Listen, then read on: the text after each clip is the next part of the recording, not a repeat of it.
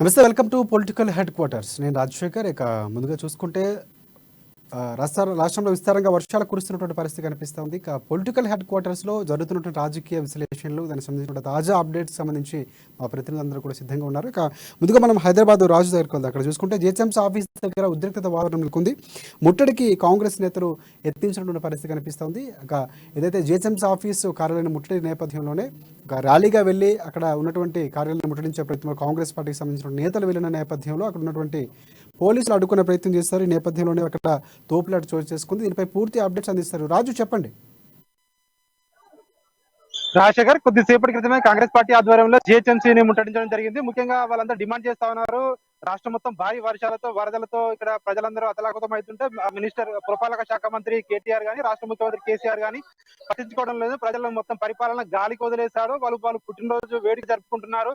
So ఇదే విధంగా వాళ్ళ పార్టీలు చేరికలు రాజకీయాలు చేస్తున్నారా కానీ పేద ప్రజల యొక్క పరిస్థితులను కూడా పట్టించుకోవడం లేదని చెప్పి కాంగ్రెస్ పార్టీ ఆధ్వర్యంలో పెద్ద ఎత్తున అయితే జిహెచ్ఎంసీకి ముట్టడికి కార్యక్రమాలు పిలుపునివ్వడం జరిగింది. ఈ నేపథ్యంలోనే కాంగ్రెస్ పార్టీకి సంబంధించిన రాష్ట్ర నేతలతో పాటు ఉమ్మడి రంగారెడ్డి హైదరాబాద్ జిల్లాలకు సంబంధించిన నేతలు కూడా జిహెచ్ఎంసీ ఆఫీస్ కి రావడం జరిగింది. జిహెచ్ఎంసీ ఆఫీస్ ను ముట్టడించడం జరిగింది. వాళ్ళందరూ ప్రధానంగా డిమాండ్ చేస్తా ఉన్నారు, డల్లాజ్ చేస్తా ఉన్నారు. హైదరాబాద్ ను ఇదేనా మీరు డల్లాజ్ చేస్తుందని చెప్పి కూడా విమర్శిస్తా ఉన్నారు. చేతిలో ప్లకార్డులు పట్టుకొని ప్రభుత్వానికి వ్యతిరేకంగా నినాదాలు చేస్తా ఉన్నారు. సో ఇక్కడ మనతో పాటు రంగారెడ్డి జిల్లా అధ్యక్షులు ఉన్నారు, ఆయనతో మాట్లాడే ప్రయత్నం చేద్దాం. మనతో పాటు తెల్ల నరసింహారెడ్డి గారు ఉన్నారు, వాళ్ళతో మాట్లాడే ప్రయత్నం చేద్దాం. సార్ నమస్తే సార్. సో మీరు ప్రభుత్వాన్ని ఏం డిమాండ్ చేస్తా ఉన్నారు? మేమన్నా అంటే అష్యూరెన్స్ వచ్చే అవకాశం ఉందనుకుంటున్నారా?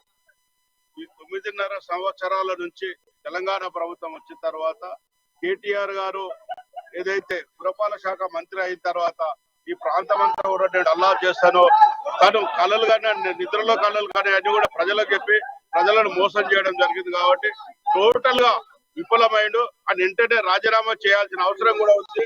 ఎందుకంటే ఈ రోజు వారం రోజుల నుంచి నిరంతర వర్షం పడుతుంది.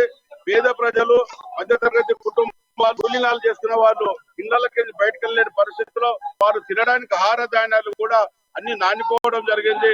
వంట సామాను గాని, మరి ఫ్రిడ్జ్లు గాని, టీవీలు గాని, మరి ఇంట్లో ఏది కూడా, మంచాలు కూడా పాడైపోవడం వల్ల చాలా ఇబ్బందిగా ఉన్నారు.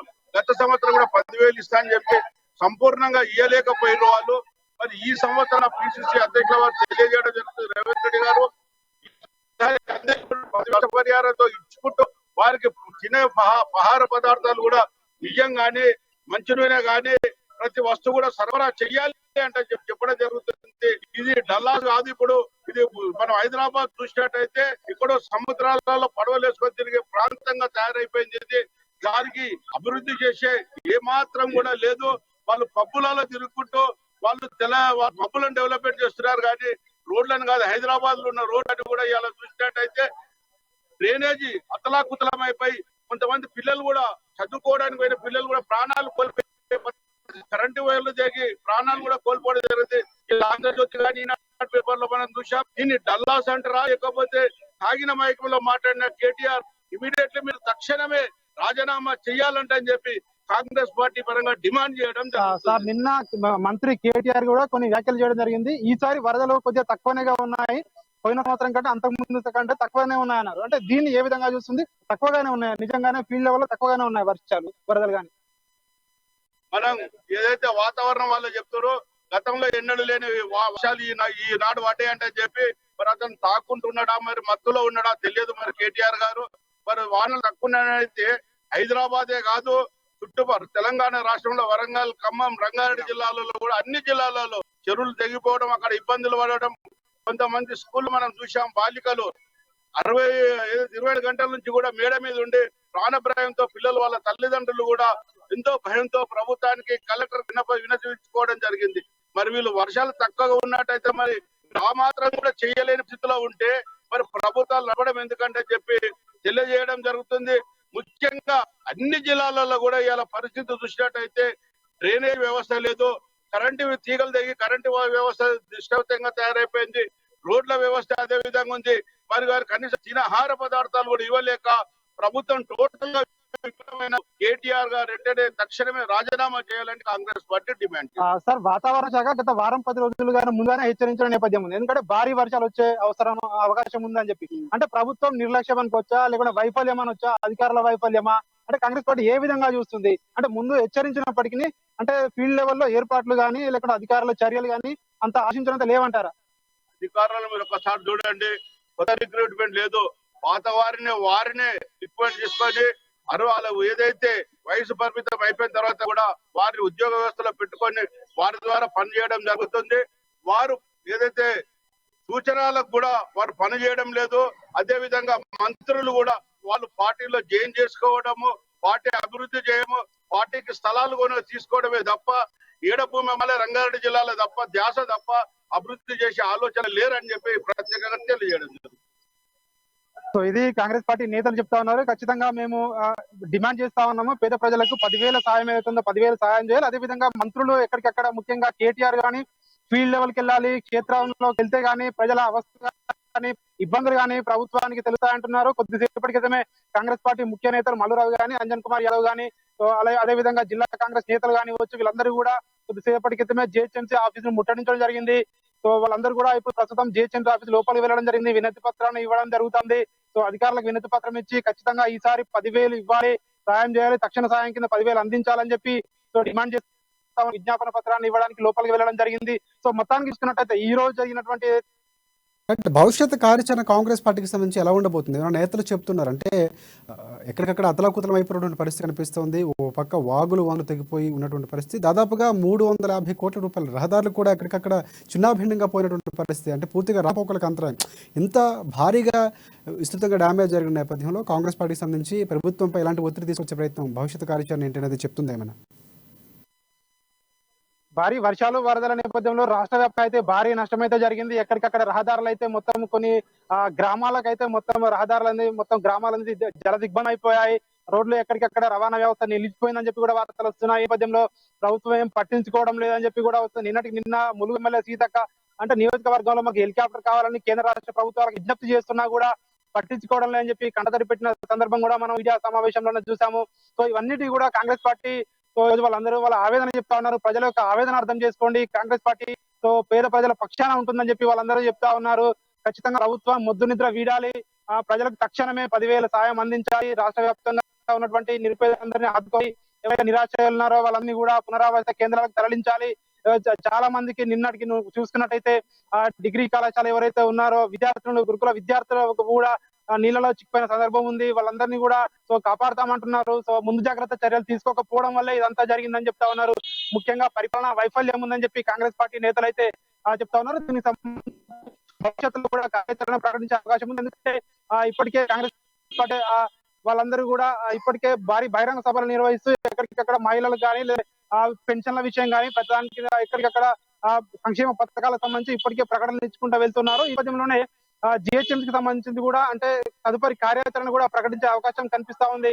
Rajasekhar, thanks for updates Raju. Next మనం మా ఢిల్లీ ప్రతినిధి రాజు దగ్గరికి వెళ్దాం. రాజు, మనకి మణిపూర్ సంబంధించి మహిళా కేసుపై సుప్రీంకోర్టు విచారణపై సర్వత్రా ఉత్కంఠ నెలకొన్నటువంటి పరిస్థితి కనిపిస్తుంది. ఒక కుదిపేసినటువంటి మణిపూర్ ఘటనకు సంబంధించి రాజ్యసభ కానీ పార్లమెంట్లో అంటే పూర్తి స్థాయిలో వాయిదాలు పడుతున్నటువంటి పరిస్థితి ఒక పక్క కనిపిస్తూ ఉంది. విపక్షాలు అవిశ్వాస తీర్మానం పట్టుబట్టినటువంటి పరిస్థితి కూడా కనిపిస్తుంది. అంటే ప్రధానంగా మోదీ మాట్లాడని కూడా చెప్పినటువంటి నేపథ్యం. ఈ నేపథ్యంలోనే ఖర్గే నివాసంలో ఇండియా కూటమికి సంబంధించిన నేతలు సమావేశం నిర్వహించారు. మణిపూర్ మహిళల ఇష్యూపై చర్చించేందుకు విపక్షాలు సమాయత్తమైనటువంటి పరిస్థితి కనిపిస్తుంది. కేంద్రానికి వ్యతిరేకంగా తీర్పు వస్తే ఏం చేయాలనే దానిపై కూడా వారు విస్తృతంగా చర్చ జరిపినట్టు తెలుస్తుంది. దీనిపై పూర్తి అప్డేట్స్ అందిస్తారు. రాజ్, చెప్పండి.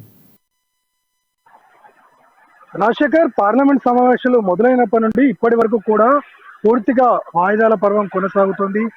విపక్షాలు పట్టుబట్టినటువంటి అంశంలో ఖచ్చితంగా క్లారిటీ కావాలని కోరుతున్నారు. ఎందుకంటే ప్రధాని ఇంతవరకు కూడా దీనిపై ఒక స్పందన ఇవ్వలేదు, తన నుండి వివరణ ఇవ్వడం లేదు. తమకు కావాల్సింది పార్లమెంట్ లోపల తను ఖచ్చితంగా మాట్లాడాలి, దీనిపై చర్చించాలి, విపక్షాలతో కూడా వారి అనుమానాలను నివృత్తి చేయాలని చెప్పి కోరుతున్నారు. నిజానికి ఈ వాయిదాల పర్వం కంటిన్యూగా అవుతుంది. మరోవైపు ప్రభుత్వం మాత్రం తన పని తాను చేసుకుంటూ పోతుంది, తన బిల్స్ అన్నిటి కూడా ప్రవేశపెడుతోంది, ఆమోదింపజేసుకుంటుంది. ఇక్కడ ఒక విషయం గమనించాలి. దీనికి సంబంధించి సుప్రీంకోర్టు గతంలో పేర్కొంది ఏంటంటే ఒకవేళ కేంద్రం కనుక ముందుకు రాకుంటే, దీనిపై చిత్తశుద్ధితో ముందుకు రాకుంటే తాము రంగంలోకి దిగుతామని స్పష్టం చేసినటువంటి నేపథ్యంలో సుమోటోగా స్వీకరించింది. సో ఇటువంటి పరిస్థితుల్లో అక్కడ ఉన్నటువంటి అన్ని రకాల సమాచారాన్ని తీసుకొని అక్కడికి సంబంధించినటువంటి అంశం ఏదైతే ఉందో దాన్ని ఏ రకంగా సాల్వ్ చేయలేదానిపై ఆదేశాలు ఇచ్చే అవకాశం ఉంది. ఇక్కడ వెంటనే స్పందించినటువంటి కేంద్రం సిబిఐ దర్యాప్తునకు అది కూడా ఆ రాష్ట్రానికి వెలుపల అస్సాం పరిధిలో వచ్చే విధంగా చేయాలని నిర్ణయించింది. సో ఇదంతా గమనిస్తే సుప్రీంకోర్టు నిర్ణయం తర్వాత ఆటోమేటిక్ గా వారి యాక్షన్ లో స్పీడ్ పెరిగింది కేంద్రం యొక్క చర్యల్లో. సో అంటే సుప్రీంకోర్టు వచ్చి తలంటే గానీ ముందుకు రాలేనటువంటి పరిస్థితి కేంద్రం వద్ద ఉన్నది. మరోవైపు విపక్షాలు మాత్రం మొదటి రోజు నుండి డే 1 నుండి దీనిపై చాలా తీవ్రంగా పోరాడుతున్నాయి. అక్కడ ఈవెన్ రాత్రి పార్లమెంట్ ఆవరణలోనే ధర్నా చేశాయి. ఆ టైంలో ప్రతిరోజు ఉదయం ఏఐసిసి అధ్యక్షుడు, రాజ్యసభ ఎంపీ మల్లికార్జున ఖర్గే ఛాంబర్ లో సమావేశం అవుతున్నాయి. 6కి సంబంధించినటువంటి ఏ రకంగా ముందుకెళ్ళాలి, ప్రభుత్వాన్ని ఏ రకంగా స్పందించేలా చేయాలనే దానిపై వీరంతా కూడా కలిసిగా పోరాడుతున్నారు. మొత్తానికి ఈ మధ్య ఫామ్ అయినటువంటి ఇండియా కూటమి 26 విపక్షాలు ఇందులో ఉన్నాయి. మెంబర్స్ గా వారి ప్రతినిధులు ప్రతిరోజు హాజరవుతున్నారు, దీనికి సంబంధించి చర్చిస్తున్నారు. మధ్యలో అందరూ కూడా సమన్వయంతో ముందుకెళ్లి అవిశ్వాస తీర్మానం కూడా ప్రవేశపెట్టారు.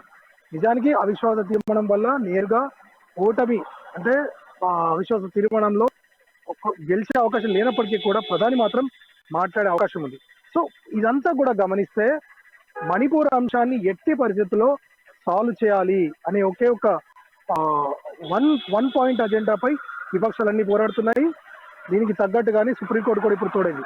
ఒకవేళ సుప్రీంకోర్టు కనుక కేంద్రంపై సీరియస్ అయ్యి కేంద్రం చేస్తున్నటువంటి పనులు ఏమైనా వీటికి సంబంధించి పూర్తి స్థాయిలో నివేదిక తెప్పించుకున్నట్లయితే ఖచ్చితంగా ఇది అధికార పార్టీకి అలాగే కేంద్రంకి ముఖ్యంగా ఎన్డీఏ కూటమికి చాలా పెద్ద దెబ్బ అవుతుందని చెప్పొచ్చు. ఎందుకంటే అందులో బలాబలాల పరంగా చూసుకుంటే మెజారిటీ ఉండవచ్చు, కానీ సుప్రీంకోర్టు జోక్యం చేసుకుని కనుక అక్కడ జరుగుతున్నటువంటి పరిస్థితులపై వివరణ కోరినా ఆదేశాలు ఇచ్చినా కూడా ఖచ్చితంగా అది నెగిటివ్ గా మారే అవకాశాలు అయితే చాలా స్పష్టంగా ఉన్నాయి. రాజశేఖర్ రాజు, ఇంకొకటి ప్రధానంగా చూసుకుంటే కాంగ్రెస్ పార్టీకి సంబంధించినటువంటి ఏదైతే చేస్తున్నటువంటి వారి ఆరోపణలు ఈ నేపథ్యంలో అక్కడ ఉన్నటువంటి సీఎం కూడా త్వరలో రాజీనామా చేయడానికి కూడా సిద్ధమంటూ కూడా ఆయన చెప్పినటువంటి పరిస్థితి కూడా కనిపిస్తుంది.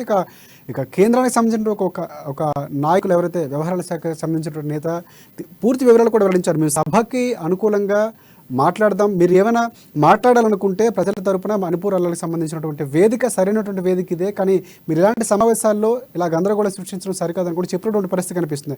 ఇవన్నీ కూడా అంటే దానిపై ఎలా కూడా వెళ్ళాలనేది కాంగ్రెస్ పార్టీ ప్రధానంగా ఈ కూటమికి సంబంధించినటువంటి అంశంలో సమావేశంలో చర్చించే అవకాశం ఉందా?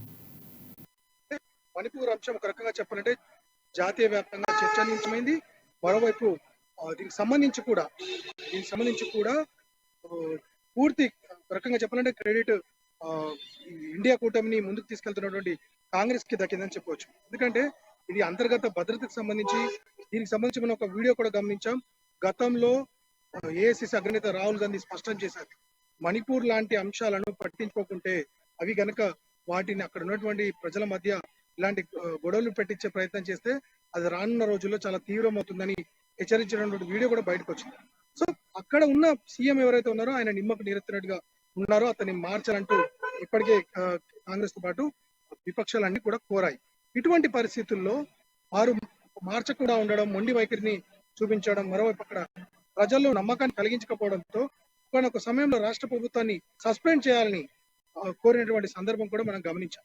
సో ఈ నెల ఎండింగ్ లో 29-30 తారీఖుల్లో వెళ్ళాలనుకున్నటువంటి కాంగ్రెస్ తో పాటు ఇతర విపక్ష నేతలు అక్కడికి సంబంధించి పూర్తి స్థాయి రిపోర్ట్ ని మరోసారి సబ్మిట్ చేసే అవకాశం ఉంది. చూడాలి వారి పర్యటన తర్వాత కేంద్ర వైఖరిలో ఏదైనా మార్పు వస్తుందో లేదో అని. చూసుకుంటే అంటే సుప్రీంకోర్టు తీర్పు ఒకవేళ అనుకూలంగా గనక కేంద్రానికి వ్యతిరేకంగా కాకుండా అనుకూలంగా వస్తే గనక అంటే కాంగ్రెస్ పార్టీకి సంబంధించిన నేతలు ఎలాగా వెళ్ళే అవకాశం ఉంది? అంటే ఇప్పుడున్నటువంటి పరిస్థితి చూసుకుంటే ఖచ్చితంగా సుప్రీంకోర్టు సంబంధించి ముట్టుకాయలు వేసే అవకాశాలే ఉన్నట్లు కనిపిస్తుంది. ఎందుకంటే ముందు నుంచి కూడా స్తబ్దుగా ఉన్నటువంటి పార్టీకి సంబంధించి అంటే దాదాపుగా మేలో జరిగితే వీడియోలు బయటకు వచ్చేంత వరకు పూర్తిగా దానికి సంబంధించినటువంటి ఎక్కడ చర్యలు చేపట్టడం కానీ దాన్ని నివారించే ప్రయత్నం కూడా కేంద్ర ప్రభుత్వం చేయలేదనేది ఎన్డీఏ కూడా ప్రధానంగా ఆరోపిస్తున్నటువంటి విషయం. దానికి సంబంధించినటువంటి విషయాన్ని కూడా ప్రజల్లోకి తీసుకెళ్లి సక్సెస్ అయిందని చెప్పొచ్చు. ఈ నేపథ్యంలో ఒకవేళ కూటమికి అనుకూలంగా కాకుండా వ్యతిరేకంగా వస్తే కనుక ఎలాంటి చర్యలు తీసుకునే అవకాశం ఉంది కాంగ్రెస్ పార్టీ?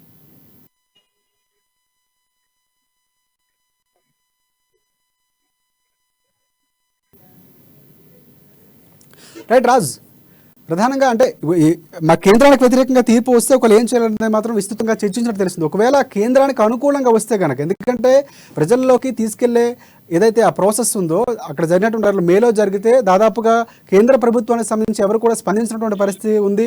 మహిళలపై అంత ఘోరంగా ఒక వివసన చేసి ఊరేగించినటువంటి పరిస్థితి, వీడియోలు వస్తే కనుక స్పందించినటువంటి పరిస్థితి. ఇక్కడ ఇండియా కూటమికి ప్రధానంగా ఎవరైతే ఉన్నారో వారు ముందు నుంచి కూడా జనాల్లోకి తీసుకెళ్లే ప్రయత్నం చేయడంతోనే అక్కడ ఉన్నటువంటి చలనం వచ్చింది. త్వరలో కాంగ్రెస్ పార్టీ మీరు చెప్పినట్లు నేతలు కూడా పర్యటిస్తాం, గతంలో రాహుల్ గాంధీ పర్యటించినప్పుడు కూడా త్వరలోనే పర్యటిస్తాం, ఇవన్నీ చెప్పిన నేపథ్యంలోనే చలనం వచ్చింది. ఖచ్చితంగా స్పష్టంగా కనిపిస్తున్న అంశం. ఒకవేళ కేంద్రానికి అనుకూలంగా వస్తే కనుక ఎలాంటి చర్యలు తీసుకునే అవకాశం ఉంది? కాంగ్రెస్ పార్టీ ఎలాంటి కార్యాచరణ ఉండబోతుంది?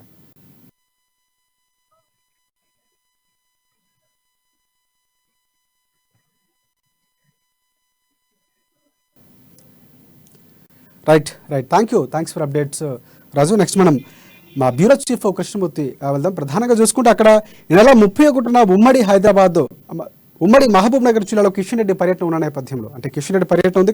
కిషన్ రెడ్డి పర్యటనలో 3 కార్యక్రమాలు, డబుల్ బెడ్రూమ్ ఇళ్ల ఇష్యూపై ప్రధానంగా ర్యాలీ జరుగుతుంది, అలాగే ప్రజా సమస్యలపై ర్యాలీ, ఉమ్మడి జిల్లా నేతలతో భేటీ, అనంతరం కోర్ కమిటీలతో సమావేశం కిషన్ రెడ్డి కానున్నటువంటి పరిస్థితి కనిపిస్తుంది. అంటే కొన్ని రోజులుగా స్తబ్దుగా ఉన్నటువంటి బీజేపీ పార్టీకి సంబంధించి, అంటే అధ్యక్ష మార్పు తర్వాత కొంతవరకు స్తబ్దుగా ఉంది. అంతకు ముందు కూడా స్తబ్దుగా ఉన్నటువంటి ఒక దశలో ప్రతిపక్షంగా ఉన్నటువంటి బీజేపీ కొంతకాలం కాంగ్రెస్ పార్టీ ముందుకు వెళ్తున్నటువంటి పరిస్థితి కర్ణాటక ఎన్నికల తర్వాత కొంచెం స్తబ్దుగా ఉన్న నేపథ్యంలోనే కార్యాచరణ 100 అంటే ఒక 100 ప్లాన్స్తో 100 డేస్ ప్లాన్తో ముందుకు వెళ్తున్న పరిస్థితి. ఈ నేపథ్యంలోనే కిషన్ రెడ్డి పర్యటన కూడా ఇప్పుడు ప్రాధాన్యతను సంతరించుకుందని చెప్పుకోవచ్చు.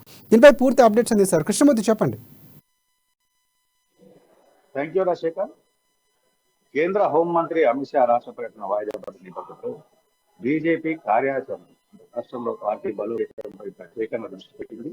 ఈ నేపథ్యంలో జిల్లాల వారీగా రోజుకు ఒక జిల్లా టూర్ వేసుకొని పర్యటించి అక్కడ పార్టీ పరిస్థితిని అంచనా వేయడంతో పాటు పార్టీ చేపట్టాల్సిన చర్యల విషయంలో కొంత సలహాలు సూచనలు ఇవ్వాలని చెప్పేసి, అంటే జిల్లా నాయకత్వానికి, జిల్లా శ్రేణులకు, జిల్లా కేడర్ ఇవ్వాలని చెప్పేసి పార్టీ రాష్ట్ర అధ్యక్షుడు కిషన్ రెడ్డి సమావేశం ఉంది.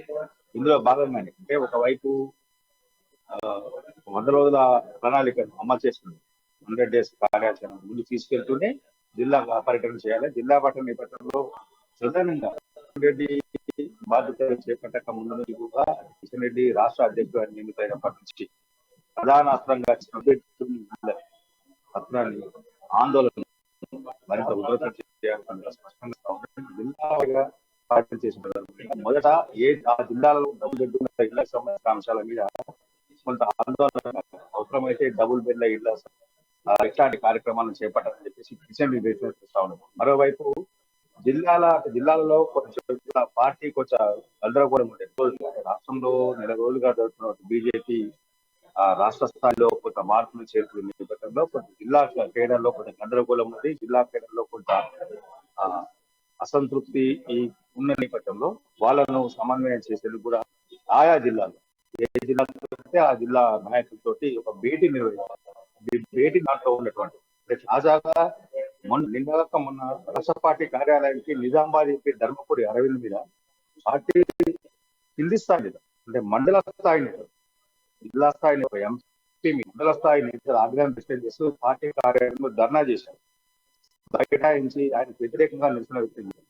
అంటే పార్టీ అధ్యక్షులను మార్చడం కానీ, కింది స్థాయి క్రీడల్లో మార్పు కానీ, సంస్థాగత వ్యవహారాల్లో కొంత మార్పులు చేర్పులు చేసే విషయంలో జిల్లా నాయకత్వం సంబంధించిన అంశాలను ప్రధానంగా తీసుకోవట్లేదు, పరిగణలో తీసుకోవట్లేదు. జిల్లా నాయకులను పట్టించుకోవట్లేదు. నేతలు ఎవరికి వారుగా తమకు అనుకూలంగా ఉన్న వారిని నియమిస్తా ఉన్నారు, పార్టీ కోసం దీర్ఘకాలంగా పనిచేసిన వారిని పక్క పెడతా ఉన్నారు అని కొంత రాష్ట్ర స్థాయి వరకు, రాష్ట్ర పార్టీ కార్యాలయం వరకు వచ్చి కార్యాలయంలో ధర్నా చేసే స్థితి వచ్చిన నేపథ్యంలో ఇక నుంచి అలాంటి వాటికి ఏ జిల్లాలో కూడా ఇట్లాంటి కార్యక్రమాలు జరగకూడదు, ఇట్లాంటి నిర్ణయాలు తీసుకోకూడదు. పార్టీ నాయకులు ఎవరైనా సరే ఒకవేళ మార్పులు చేయాలనుకున్నప్పుడు పార్టీ క్యాడర్ కూర్చుండబెట్టుకొని మాట్లాడి అందరికీ ఆమోదయోగమైన నిర్ణయాలు తీసుకోవాలని చెప్పేసి కొంత కిషన్ రెడ్డి నిర్ణయానికి కోసం చూస్తా ఉంటే, అంటే తన పర్యటన ద్వారా స్థానిక నేతలకు, జిల్లా నాయకులకు, ఆయా జిల్లాలో ఉన్నటువంటి రాష్ట్ర స్థాయి నాయకులకు కూడా ఒక స్పష్టమైన సంకేతాలు ఇచ్చేందుకు ఈ రకమైన నిర్ణయాలు తీసుకుని తెలుస్తా ఉన్నది. ఆయన 31వ తేదీ మహబూబ్ నగర్ లో ఆయన పర్యటించబోతారు. ముఖ్యంగా జిల్లా స్థాయిలో ఉన్నటువంటి కోర్ కమిటీ భేటీతో పాటు జిల్లా స్థాయి నాయకుల సమావేశం సమన్వయంతో పాటు స్థానిక సమస్యలు, డబుల్ బెడ్రూమ్ ఇళ్ల సందర్శన, డబుల్ బెడ్రూమ్ ఇళ్ల కోసం దరఖాస్తు చేసుకున్న వాళ్ళతో కూడా కొంత అవసరమైతే వాళ్ళకి సమావేశమై వాళ్ళ ఇబ్బంది తెలుస్తుంది. వాళ్ళు ఎప్పుడు దరఖాస్తు చేసుకున్నారు, ఎవరెవరి దగ్గరికి వెళ్ళారు, ఏం చెప్పారు, స్థానిక నాయకులు ఏమన్నారు, బీఆర్ఎస్ చెందినటువంటి నాయకులు కానీ ఎమ్మెల్యేలు ప్రజాప్రతినిధులు వాళ్ళకి ఏ రకమైన హామీ ఇచ్చారు, ఏ ప్రాంతంలో వాళ్ళకి ఇల్లు కేటాయించే అవకాశం ఉంటుంది, ప్రభుత్వం కేటాయిస్తుంది, ఏ ప్రాంతంలో ఇల్లు కేటాయించేస్తుంది, ఆయా గ్రామాల వారిగా కానీ మండలాల వారిగా కానీ డివిజన్ల వారిగా అంటే ఆ మండలంలో ఎన్ని దరఖాస్తులు వచ్చాయి, ఎన్ని ఇళ్ల నిర్మాణాలకు ప్రభుత్వం స్వీకరించుంటుంది, సరే మిగతా వాళ్ళ పరిస్థితి ఏంటి అనే విషయాన్ని కొంత సమగ్ర వివరణ తీసుకోండి. అంటే వివరాలు సేకరించాలి. ఇప్పటికే పార్టీ రాష్ట్ర స్థాయిలో కొంత సేకరించింది, రైట్ టు ఇన్ఫర్మేషన్ యాక్ట్ ద్వారా కూడా కొంత సేకరించింది, సమాచార హక్కు ద్వారా కూడా కొంత సమాచారం సేకరించింది.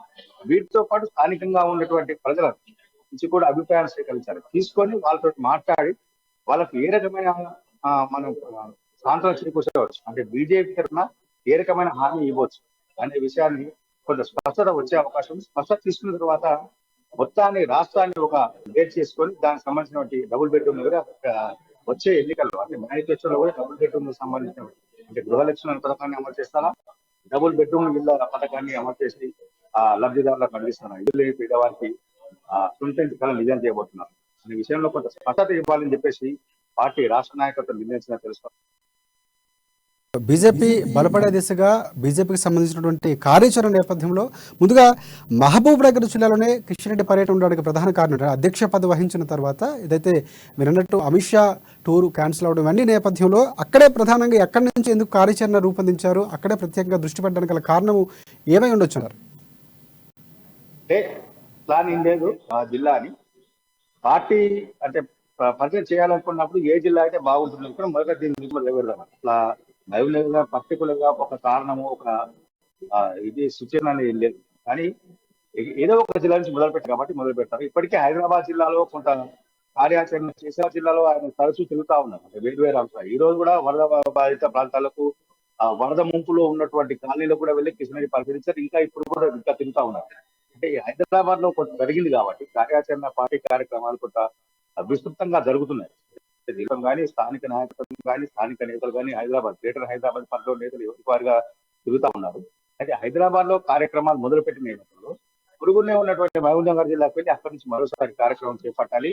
డబుల్ బెడ్రూమ్ ఇళ్ల విషయం అంటే ఇప్పటికే బాట సింగారం సంబంధించినటువంటి అంశం మీద గ్రేటర్ హైదరాబాద్ ప్రజలు కొంత కదిలించారు.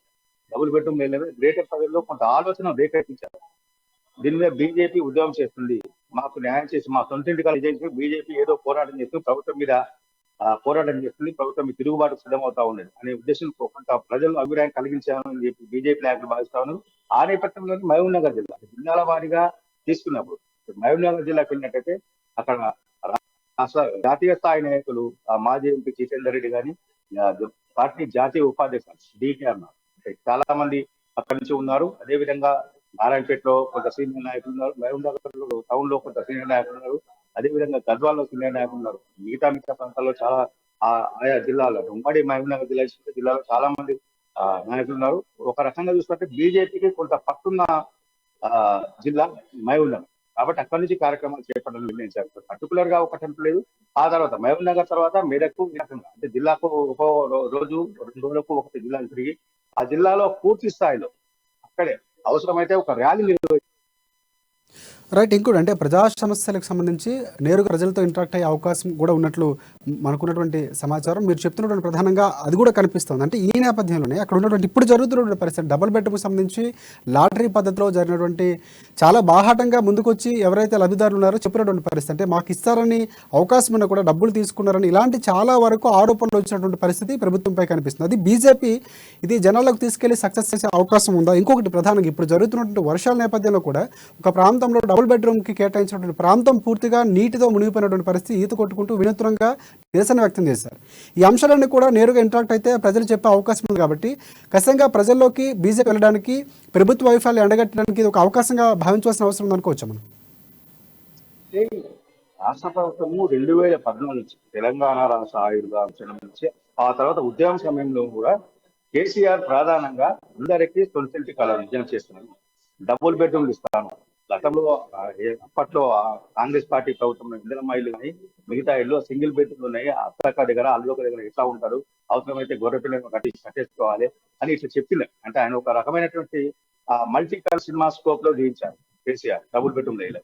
కాబట్టి దాన్ని ఇప్పుడు ఏదైతే కేసీఆర్ ఉద్యమ సమయంలో కానీ 9 ఏళ్ల పాలనా సమయంలో కానీ గతంలో చెప్పిన మాటలు ఇప్పుడు చేస్తున్నటువంటి కార్యక్రమాలు వివరించి అంటే ఆయన మాటలనే ఆయనకు రివర్స్ గా చేసే విధంగా ప్రజల్లో ఆయన మాటలపై వ్యతిరేకత తీసుకొచ్చింది. ఏదైతే డబుల్ బెడ్రూమ్ల మీద ప్రజలు నమ్మించి మోసం చేశారో ఆ మోసాన్ని ప్రజల ద్వారా కేసీఆర్ ఎక్కడికక్కడ నిలదీసే విధంగా బీజేపీ వ్యూహాత్మకంగా వెళ్తుందని చెప్పచ్చు. అంటే డబుల్ బెడ్రూమ్ లో నేను ఇస్తాను తప్పకుండా ఎందుకు సాధ్యం కాదు అని చెప్పినటువంటి కేసీఆర్ కేంద్ర ప్రభుత్వం 1,59,000 ఇళ్లకు కావాల్సినటువంటి నిధులను మంజూరు చేసినప్పటికీ ప్రధానమంత్రి ఆవాస్ యోజన పథకం కింద రాష్ట్ర ప్రభుత్వానికి నిధులను పంపించినప్పటికీ ఆ నిధులను వినియోగించకుండా ఆ నిధులను ఏదైతే గృహ నిర్మాణాల కోసం వినియోగించకుండా దారి మళ్లించినటువంటి కేసీఆర్ మరోసారి ప్రజలను తప్పుదారి పట్టించి మళ్ళీ డబుల్ బెడ్రూమ్ ఇళ్ల డ్రామా ఆడుతా ఉన్నారు అని చెప్పేసి ప్రజలు చెప్పాలంటే అంటే బీజేపీ ఏదైతే డబుల్ బెడ్రూమ్ ఇళ్ల మీద వాటర్ సింగారం వెళ్తాం డబుల్ బెడ్రూమ్ ఇళ్ల మీద ఆందోళన శ్రీకారం చుడతామన్న క్షణం నుంచే రాష్ట్ర ప్రభుత్వంలో కూడా కదలిక వచ్చి మేము ఆగస్టులో ఇస్తాము అని చెప్పేసి రాష్ట్ర ప్రభుత్వం ప్రకటన చేసింది. అప్పటి వరకు రాష్ట్ర ప్రభుత్వం డబుల్ బెడ్రూమ్ లో ఎలాంటి ప్రకటన చేయకుండా గృహలక్ష్మి పథకాన్ని అమలు చేస్తాము, సొంతింటి 60 గజాల జాగా ఉన్న వాళ్ళు సొంతింటి తీసుకుంటే వాళ్ళకి కావాల్సినటువంటి 3 లక్షల రూపాయలు రాష్ట్ర ప్రభుత్వం అందిస్తుందని చెప్పారు. కానీ ఆ పథకాన్ని కూడా ఇంకా అమల్లోకి తీసుకెళ్తారు. బడ్జెట్ లో దానికి సంబంధించి కొంత నిధులు పెట్టినట్టుగా కొంత దానికి సంబంధించి కొంత ప్రకటన చేసినప్పుడు బడ్జెట్ ప్రసంగంలో చెప్పినప్పటికీ అందుకు సంబంధించిన గైడ్ లైన్స్ కానీ ఇంకా ఏం రాలేదు. అంటే ఇటు డబుల్ బెడ్రూమ్ లో గృహలక్ష్మి పథకం అంటే కావాలని ఒక పథకాన్ని అమలు చేయకుండా మరో పథకానికి వెళ్ళాడు. ఏమన్నంటే చెప్పకుండా చేస్తాం కాబట్టి ప్రతిపక్షాలు ఇస్తున్నాయని చెప్పండి. ఇటు అన్ని దృష్టిలో పెట్టుకొని కేసీఆర్ గడిచిన ఉద్యమ కాలంలో కానీ 9 సంవత్సరాల్లో ఏదైతే చేస్తా ఉన్నాడు ఆయనకు తిప్పికొట్టలేవు చేస్తుంటే డబుల్ బెడ్రూమ్ ఇళ్ళని ప్రధానంగా చేసినట్టుగా తెలుస్తా ఉన్నది Rajasekhar. Right. Thanks for updates Krishnamurthy. ఇది ఇవాల్టి పొలిటికల్ హెడ్ క్వార్టర్స్. ప్రధానంగా చూసుకుంటే మనకి ఉమ్మడి మహబూబ్నగర్ జిల్లాలో కిషన్ రెడ్డి పర్యటన కానీ, జిహెచ్ఎంసీ ఆఫీస్ దగ్గర ఉద్రిక్తత పరిస్థితి కానీ, మణిపూర్లో మహిళలకు సంబంధించినటువంటి అల్లర్ల విషయంలో కానీ ప్రధానంగా ఉన్నటువంటి ఇష్యూస్. రేపటి పొలిటికల్ హెడ్ క్వార్టర్స్లో మళ్ళీ కలుసుకుందాం. అంతవరకు చూస్తూనే ఉండండి అమా న్యూస్, నిజం కోసం జనం కోసం.